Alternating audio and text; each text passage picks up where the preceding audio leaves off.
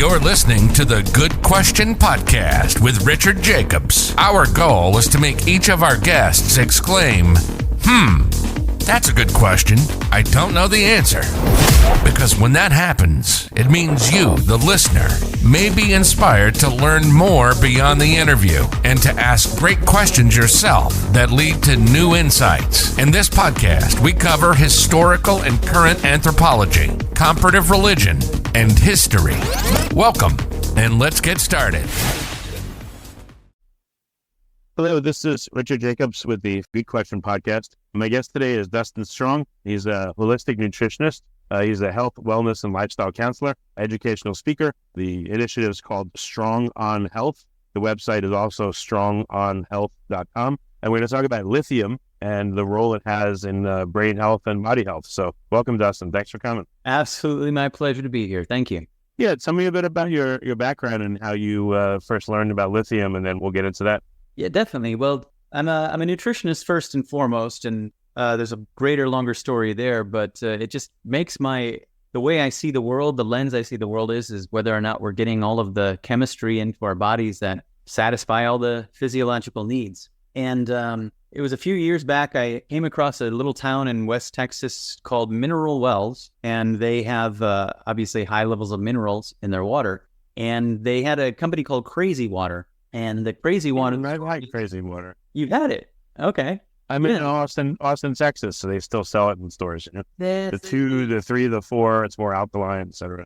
Exactly, yeah. That was just it, is they're leaning on the alkalinity piece, but the history is that a crazy person drank from the well and stopped being crazy. So that's why they called it Crazy Water. And like you said, number 4, it's different wells. Number 4 had higher than normal levels of lithium in it.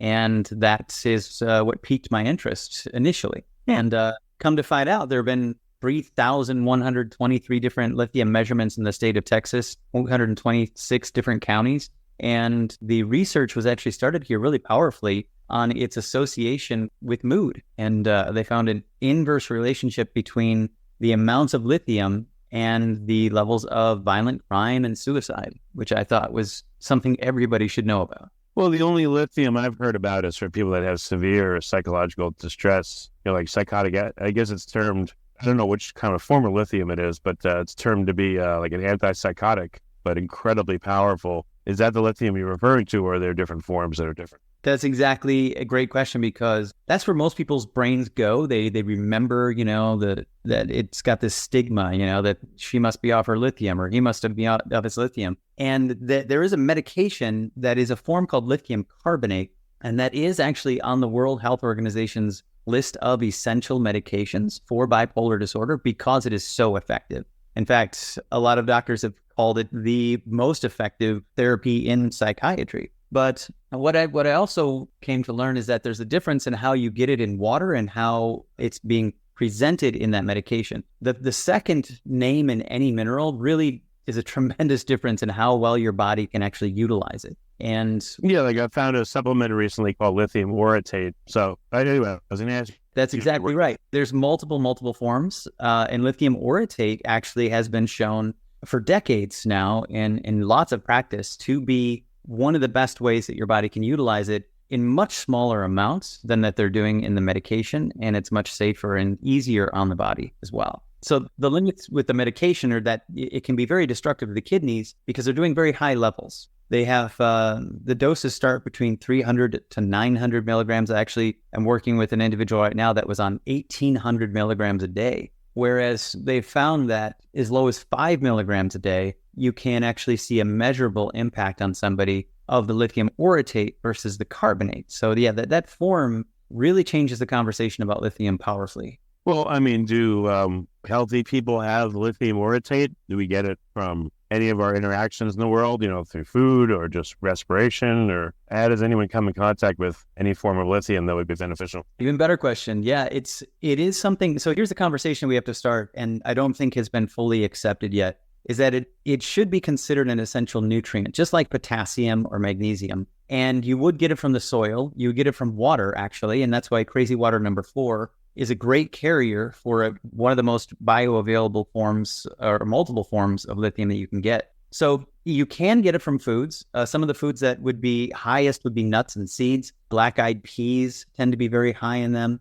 But the caveat to that is it has to be in a region where there's known to be lithium in the soil. So we actually have these great maps across the United States that do show, because of all of this research on it, some areas in Texas have very, very, very little lithium in the water, and others have high levels. So it depends on where it's sequestered in the soil across the nation. And we have great data on that. But India did a lot of research into this, and they were looking at the different levels in food. And one thing that they decided to do was to include tobacco in their research, because so many people, tobacco is such a big part of the culture. And they actually discovered that tobacco has 18 times more lithium than any of the other foods. It was the highest concentration of lithium. Do you think that may be associated with why people get addicted to it and why maybe they feel temporarily a better sense of well-being while they smoke? I would go beyond speculation to say, after knowing what I know about lithium and what it can do for neurotransmitters and balancing neurotransmitters, I would say absolutely that is a big piece of what people were getting from it. They say that a pack a day gives you about 0.3 milligrams. I think, I could be wrong in the conversion there, but you're getting a significant amount from smoking it as well. And that's what has created this other conundrum that people have been looking at, is this research suggesting that lifetime smokers enjoy a 77% reduction in Parkinson's or Parkinsonianisms. And so there's that other connection to lithium and its protection of the brain and how much it can really impact your nervous system in general, and not just the neurotransmitters. So, all right. So again, in what capacity are you using lithium? Are you just studying it, or are you administering it, or, what is your role in understanding lithium and using it? Yeah, a little bit of everything there, because I've been teaching very aggressively on alternatives for people for mental health. And I think we've been kind of funneled into this belief that diet doesn't impact our mental health and that medications are the only option. And so I want to educate as much as I can about lithium, because specifically being probably one of the most powerful things to help protect people against suicide, number one. So I am doing more and more research on it, but I have found ways to develop and make it available to people. So I have, after exhaustive research, did agree with you. I think the lithium orotate is the best to give people as an option to have. Well, second only to getting it from the water. So I've always had the Crazy Water number 4 available in my clinic for people to get started on their mental health journey. But beyond just the lithium, I've been looking for ways to make sure that the lithium is giving the greatest impact. And one of the barriers that we have with nutrients when it comes to mental health specifically is crossing that blood-brain barrier. And I think this is why you can see the difference in things like lithium carbonate. There's a lot of chemistry required to be able to make it bioavailable versus the orotate. But one thing that I think, and I'm currently doing a lot more research on, is this synergy that you find with certain minerals in nature and other components in nature, specifically found in lion's mane mushroom for this case, that help transport that lithium across the blood-brain barrier so that we are getting a quicker effect and more protective effect for individuals who are struggling with mental health, and specifically suicidal ideation.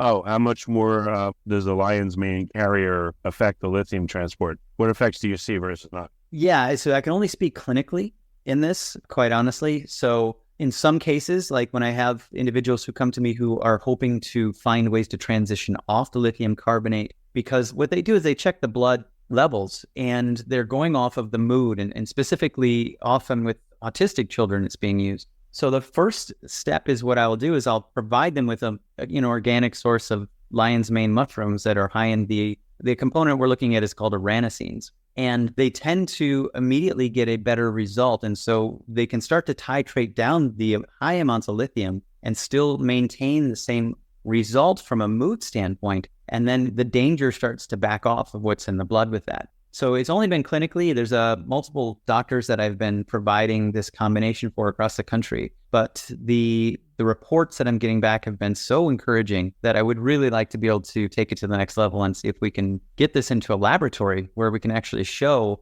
the delivery of this being much greater as they are with other nutrients now. Well, I mean, people that take this lithium orotate with the mushrooms in it, what do they report? How long does it take for it to build up in their body or transition them to a good state? And what do they feel? Yeah, the great thing about lithium is that usually it's about an hour and a half before it shows up in the bloodstream when it's ingested. So people are reporting noticeable changes with very, very, very quickly. I've had doctors who they always, try it on themselves first, who are already reporting that they have better mental clarity, just calmer. The thing about lithium is that if you have high levels of neurotransmitters, it works as almost an adaptogenic effect. It will help clear excess neurotransmitters, things like glutamate, things like dopamine, things like serotonin. If they're too high, you have too much activity in the brain, and it helps calm it down so that you can respond instead of react to a lot of things. So that's been some of the greatest reports we're getting, is people just feeling a sense of calm, sense of being able to respond. But as I was saying before, like many people used to call cigarettes the perfect drug, because if you're too excited, it will calm you down. But they would also say that if they needed to pick me up, it would pick them up. And that's actually true of lithium. If you have low levels of those neurotransmitters, glutamate, serotonin, dopamine, it will help to increase those levels so that you have an appropriate level in the synapse. It's a really smart mineral, and I think that everybody should be aware of how this is absolutely should be a part of an essential nutritional profile for humans. Does that mean it's also classed as a mood stabilizer? I don't know if classed as that, but it has been reported in a lot of the literature to have mood stabilizing effects. It's been noted in a lot of literature. And mostly what they're looking at is the levels of lithium in drinking water. But now, unfortunately, the bulk of the research is just on lithium carbonate, especially now for Alzheimer's and dementia. So I would really, really like to be able to see a lot more research on just lithium orotate, for example, just to give us a greater understanding of the different forms and how they impact health. Yeah, it's not a drug though, so they're probably not going to do anything with it. They're going to want to push, you're going to want to push forward their drug they could charge a ton for and regulate and all that. They don't want natural stuff like this, from my experience. Well, yeah, unfortunately, you can't patent something that occurs in nature. So the financial interest for a pharmaceutical company is going to be a lot lower, obviously, than something that they can create a specific molecule for that doesn't occur in nature. That way they can patent it and have the intellectual property. So yes, right. You are right. The stockholders in these pharmaceutical companies would probably not be as happy, with them promoting something they can't make as much money off of.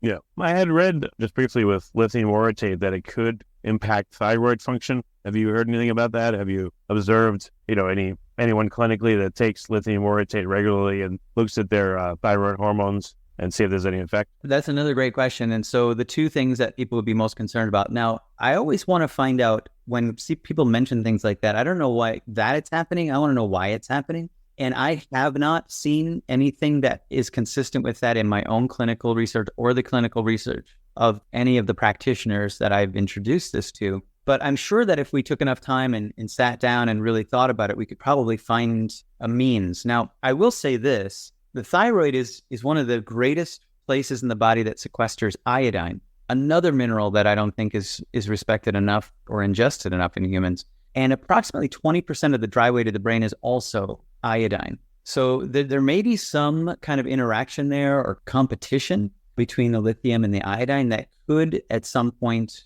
impact the thyroid. And there may be other mechanisms, but that's the only one that I can really think of that could be the possibility. Beyond the fact that they both also help to detoxify heavy metals like mercury that have a negative impact on the brain and the thyroid. Oh, what do you mean? Does the lithium orotate like chelate mercury or other heavy metals or what? Not heavy metals, but toxins, sorry. Yeah, chelation is a form of pulling heavy metals out of the body, detoxifying.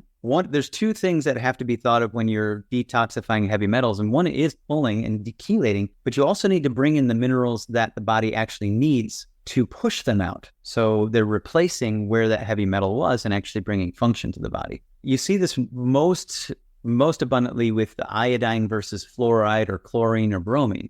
When people have been exposed to too much fluoride and they start to take iodine, they can actually see a flushing around their thyroid and the skin because the body's literally pushing, that iodine is actually pushing out those chemicals. So it'll do the same and push out mercury, and lithium will do the same thing. It'll help push out mercury. One doctor reported that all he needed to do to help correct this one individual's mercury toxicity is provide him with a little bit of lithium orotate. And from a behavioral standpoint, it was night and day from one day to the next, from suicidal ideation to feeling like life is good, just from one application of it. So there can be some very dramatic changes once you bring it in. That's amazing.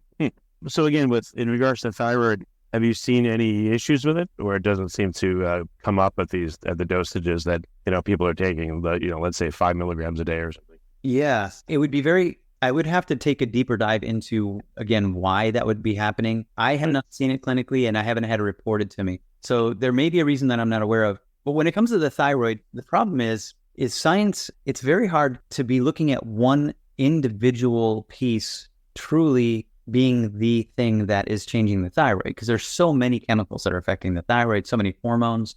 So it's very hard to isolate it out and say, it's this. Now, it could be also the lithium carbonate form, because it is harder for the body to be able to metabolize and utilize. That could be causing that. So specifically, the orotate, I have not seen that yet. Not to say that it's not possible. It's just not something that I've had reported to me at all. But with lithium carbonate, have you heard of adverse thyroid consequences? I've read of that being a warning on that there can be adverse effects. But remember this always, Richard, the poison's in the dose, right? And if we're getting things the way that nature would have provided them for us, as in if you're looking at the levels in water, if you look at the areas around the world that have the highest concentrations of it in the water, we have to look at those populations and put that versus this research that is saying that, to determine whether or not there truly are thyroid conditions that are due to lithium, or is it due to the lithium carbonate? And the research has been only on the medication lithium carbonate that would be leading to any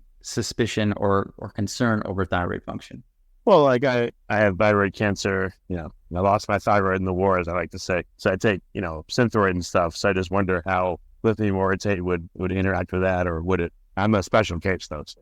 That is a special case. So I understand your concern. I just want to remember, if you were drinking water or eating foods that were in an area like you are in Texas, and I encourage you to look up the map. You can see a map of Texas and where it has it. You're already probably getting it from food and water if you're in the right place in Texas. And you got to think about it balancing other minerals. And that's one of the things we have to always remember, that all of these minerals have counterparts and balancing agents. So it is always best to get things from a whole food source as best as you possibly can. So in your case, would I suggest that you were supplementing with it? Probably I would encourage you to supplement by drinking crazy water number 4, because that's going to be one of the most balanced ways that you can get it. Gotcha. Okay. Versus taking an actual supplement. But the mushroom, the lion's mane, lithium orotate combo, though, would that be, potentially too much, or who knows? Or just out of an abundance of caution, be careful? No, I wouldn't caution that. I think if you take lion's mane, I think all that's going to do is help deliver it beyond the blood-brain barrier to the brain.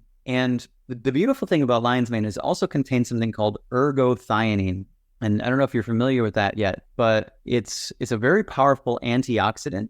And it actually is something that you definitely want to be able to get into the brain to help reduce oxidative stress in the brain. So it's only going to help enhance the function. It's not going to be forcing function to have something from a whole food source like lion's mane. Okay, well, very good. So what's the best place for people to find out more and, maybe to order that supplement, the lion's mane lithium orotate combo? Well, I always encourage people to read a little bit more. My website is strongonhealth.com, and I have several blog posts I've written about the Texas connection on lithium and mental health, and so they can read more about the research on there. And always in those, I'm going to leave a link there for people who can, if they're looking for it, find more about what we call the company that we support is Great Minds Mushrooms. So it's the lithium combined with a lion's mane mushroom, and then it's a whole food base of blackstrap molasses. So it really provides a much better synergy overall for the utilization. So yeah, that'd probably be the best way to do it. Or you can go straight to greatmindsmushrooms.com and you can find out more about it there as well.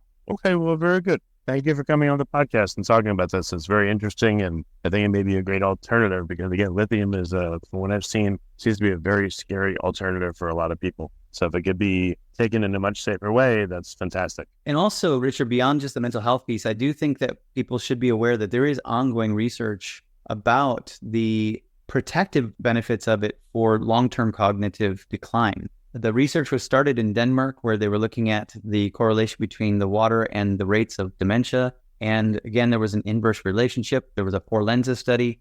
So there's a lot of great studies showing that we do want to make sure that we're finding some of this into our lives as best we can.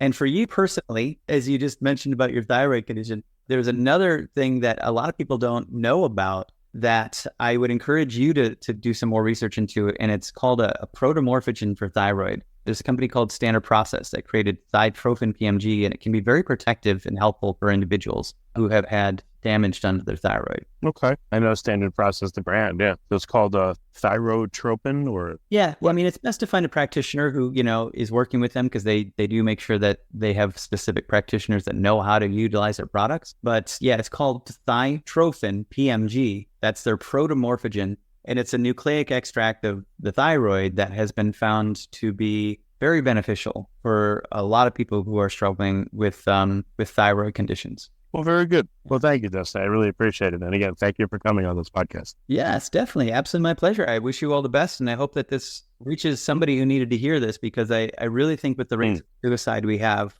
going on out there, people do need to know of this as an option, and there are safe options. There's a lot more that I would provide people with. And if anybody has any questions, they can definitely reach out to us at our clinic. And particularly, I do want to make this aware that anybody who's a veteran, I do see them for free for the first visit to make them aware of their options, because I do feel like the rates of suicide in our veterans is disproportionately high. And I want to do anything I can to help them know about all of their options. Well, excellent. Well, thank you, Dustin.